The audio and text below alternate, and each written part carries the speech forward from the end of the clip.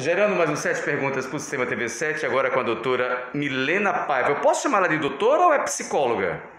Milena.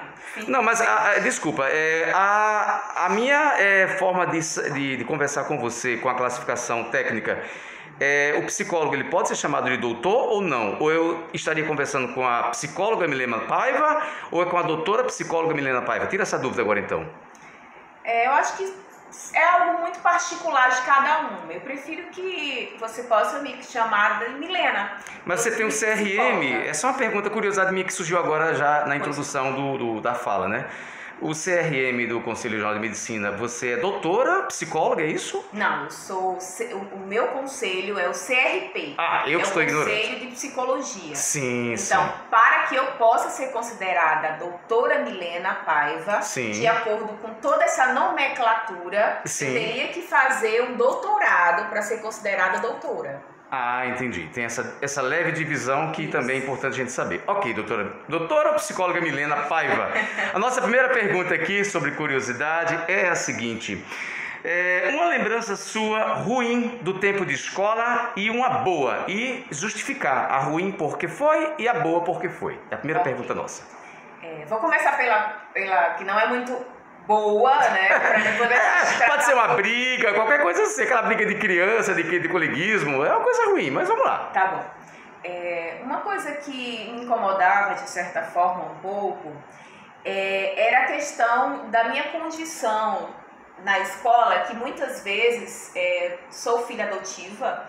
E isso, sempre a escola, isso é muito importante, gente, a gente ter isso em mente, porque muitas vezes a escola toma essa questão desse perfil, desse padrão da criança adotiva, né? E aí diz assim, ela é adotiva, então ela não pode passar por isso, é a bichinha, coitadinha. Então isso era algo que me incomodava muito, porque esse estereótipo de criança adotada. Então, a criança adotada, de certa forma, ela tinha um tratamento diferenciado. E eu não queria isso, eu queria ser tratada da mesma forma que as outras crianças. E você sentia esse tratamento diferenciado e lhe incomodava, é isso? Sim, perfeitamente. Então, essa é a lembrança ruim na sua fase. Aí é uma fase escolar, né, praticamente? Perfeitamente. Certo. E a lembrança boa? E a lembrança boa, eu acho que... Deve ter sido várias, eu quero uma apenas, uma que se destacou, que você está lembrando agora. Mas assim, uma que me veio assim em mente foi a questão, porque eu sempre fui atleta, né? Atleta? De ginástica rítmica. E isso me trouxe muito para o que eu sou hoje, né? A questão da importância da equipe, de você se perceber, né, que você não pode fazer tudo sozinha. Como é importante você ter esse pensamento e essa visão, grupo, equipe, de que sozinho a gente pode até fazer bem, mas quando a gente agrega, a gente faz melhor ainda.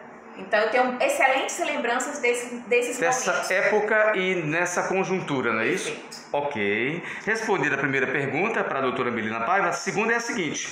Em que período de idade ou em época de colégio, enfim, a senhora ou você descobriu que gostaria de ser uma psicóloga? Essa pergunta é uma pergunta que até os dias atuais ela é muito impactante, porque na época que eu estudava no Marista, eu tinha uma aula muito que eu amava, era a aula de filosofia, com o Padre Nunes.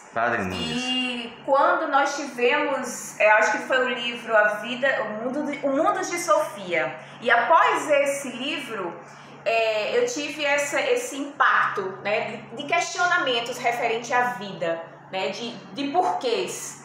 E isso me indagou e me fez pensar sobre o que é a vida e essa escolha da psicologia, de observar. Então, assim, tive muito essa influência da filosofia e das aulas que eu tive do Padre Nunes. Isso era que época do colegial, mais ou menos? Eu estava no ensino médio, no primeiro ano do ensino médio. Primeiro ano, ok. Vamos então para a terceira pergunta. A psicologia que você exerce, eu fiquei surpreso quando a conheci, né? Ela é múltipla, ou seja, ela tem diversas etapas ou classificações ou nomenclaturas e atuações para um profissional como você. Eu queria que você explicasse para a gente, né, justamente essas áreas da psicologia, porque eu particularmente achava que o psicólogo, né, era só aquele que ia conversar com a pessoa, Eu mesmo já fui psicólogo algumas vezes, né, na minha época de infância, enfim, pré-adolescência, mas não, você exerce e me comentou sobre áreas da psicologia, aí vem criminal, empresarial, então me explica aí pra gente aqui essa curiosidade, né, a classificação da psicologia, né, e essas áreas que existem na psicologia. Perfeito, Franklin. Então, a psicologia ela tem várias áreas, né? Eu vou te falar um pouquinho sobre a que eu atuo, porque ela é uma gama de possibilidades. Então, em virtude do nosso tempo, eu não teria tanto tempo hábil para te explicar de uma forma mais explícita, tá bom? Uhum. Mas assim, vou falar um pouco sobre a área da clínica, da psicologia clínica, que eu atuo aqui no Harmony Center. Né? Aqui você recebe pessoas normalmente, não é isso? Isso. Convênios particular também? Perfeitamente, a gente atende. Eu atendo pela clínica BioReligare aqui no Harmony. No Harmony. E também atuo na área da psicologia jurídica. Essa parte foi que me interessou. Como seria essa área da psicologia jurídica? A psicologia jurídica também, ela tem uma gama de possibilidades. Na área da psicologia jurídica, eu atuo tanto na área de família quanto na área criminal. Eu também trabalho com perícias. Eu sou psicóloga e perita judicial. Então, o que é isso, Milena? O que é ser perita judicial? Perita, é muito forte essa palavra também, né? Ela é bem impactante, é isso que eu queria saber. Como é que é uma perita judicial psicóloga? Como é que explica isso? Então, a perita judicial, ela é solicitada, ela precisa realmente fazer um curso, uma capacitação para que ela possa desenvolver, de certa forma, um conhecimento acerca, né, da vivência dessa área. E o que a gente vai fazer? A gente vai se cadastrar, né, num núcleo para que você possa ser solicitada judicialmente. Né, o juiz vai e solicita o seu serviço. Então, por exemplo, Milena, desculpa eu intrometer, há uma audiência com alguém, sei lá, que cometeu algum tipo de delito, etc. E você, no caso, é convidada a estar presente para observar o comportamento daquela pessoa, ou você é entrevista também, para que depois você tenha o seu veredito técnico e científico e auxilie o juiz na sentença, é algo mais ou menos assim?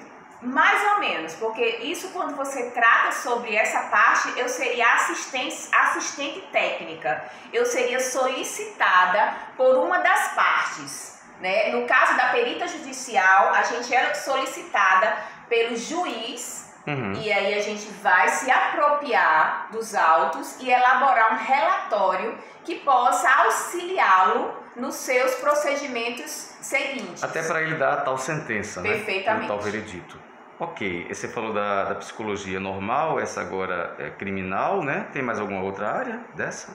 Assim, a área que eu realmente atuo seria essa, para não ficar uma coisa mais ampla, uma coisa mais... Pelo que eu estou vendo, estou na pluralização também de outros caminhos, outros links da psicologia. Perfeitamente, tem a questão organizacional, né? Sim. Tem a hospitalar, tem muita várias, coisa. tem várias outras áreas. Entendemos. Ok, tudo bem. E você é muito solicitado então para audiências, né, também? Sim.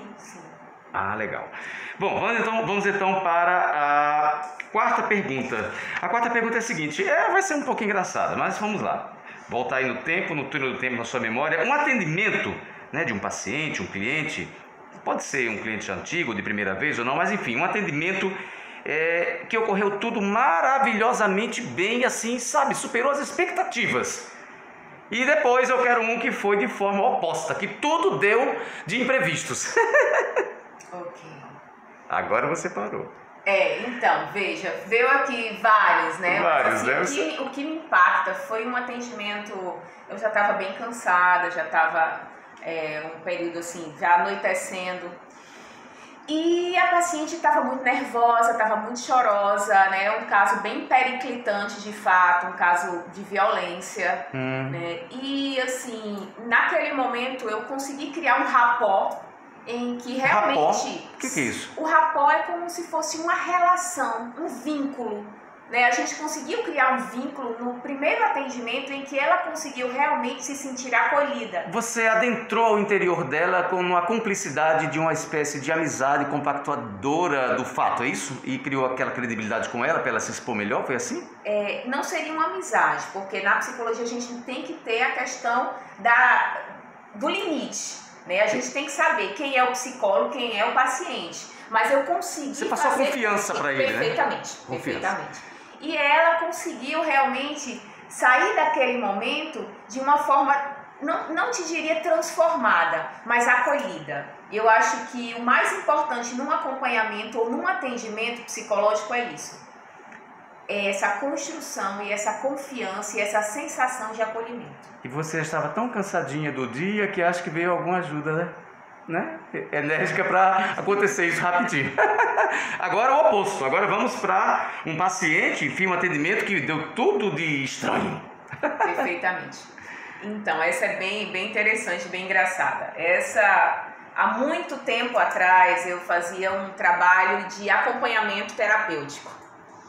E nesse acompanhamento terapêutico, a paciente, ela colocou uma medicação. Eita, já estou imaginando aqui. Dentro do meu lanche. O acompanhamento terapêutico é um pouco diferente do acompanhamento de fato psicológico, né, da psicoterapia. Esse é uma outra, não diria abordagem, mas uma técnica que eu trabalhava com um psiquiatra. E nesse período o paciente ele estava se readaptando, né, a uma condição, né, que ele tinha saído de um transtorno e estava se readaptando ao social. E esse atendimento, ele tinha a necessidade de ser em domicílio, perdão. Então você foi para a casa do paciente, levou seu lanche e... Não, na verdade o lanche era servido ao chegar, né? Quando eu chegava, adentrava na casa da paciente, sempre existia um lanche onde o familiar oferecia antes do processo, antes desse momento, né, de E nesse lanche veio algo estranho. E nesse lanche a paciente colocou a medicação dela dentro do meu... do seu suco. Da sobremesa. E o que aconteceu? E simplesmente eu passei 3 dias dormindo. Que situação, meu Deus do céu. Foi engraçado e assim, se não fosse trágico, seria cômico, né? Porque, veja, na época o meu esposo, ele me levou no hospital, que eu estava extremamente, né, totalmente sem condições de andar, né? Eu saí de lá totalmente afetada, né? É engraçado, viu? Não sabia de nada. E ela relatou ao médico, né, o psiquiatra, em que ela fez isso para que todo mundo soubesse como seria esse processo de medicação que ela passava. Então, assim, se não ela fosse quis mostrar... seria cômico. É verdade, mas enfim, que situação. Pra mim foi engraçado e foi traumático. Claro, claro. Eu tô contando isso, claro que não é antiético, porque eu não tô falando do paciente, de uma situação através da pergunta que foi feita. Né? Mas assim, foi bem traumática, de caramba, nunca mais vai na casa do cliente, né, e do paciente. Comer, nada, sentar. Rapidamente aqui, porque o tempo está estourando para 15 minutos. Você, no feriado, o que você faz tanto e o que te faz feliz hoje? O que eu gosto de fazer nos meus momentos mais livres? O mar. O mar me encanta. O mar é algo que me relaxa, que eu me entrego por inteira. Então, o psicólogo, quem cuida, também precisa ser cuidado. Claro. E o mar é um ser humano normal, né? O mar, ele me cuida. O que te faz feliz hoje? O que me faz feliz é poder ser quem eu sou. É poder estar em lugares onde eu possa ser quem realmente eu sou. Que legal. Última pergunta rapidinho, 1 minuto. O outro lado, o sobrenatural, né, os espíritos, etc., estão além da ciência, da psicologia ou da psiquiatria? Como você vê esse fato e se já houve algum caso além da ciência e que você sentiu essa situação acontecer? Rapidinho. Perfeitamente. Assim, o que eu tenho a dizer referente a essa pergunta é que a fé, acima de tudo, é de fundamental importância. Em qualquer que seja a religião, em qualquer que seja a situação. Considero muito essa essa questão. Respeita, né? E respeito muito. Já houve algum caso parecido, já algum fato assim, de um paciente seu que você notou que era diferente, algo estranho? Até o momento não, mas assim, eu sempre quando eu sinto alguma coisa a mais, eu acho importante o paciente falar sobre, né? Porque quando ele fala, ele significa e ajuda aquela você situação. a concluir, não é isso? Perfeitamente. Ok, a nossa 7ª e última pergunta vai ocorrer em posição selfie.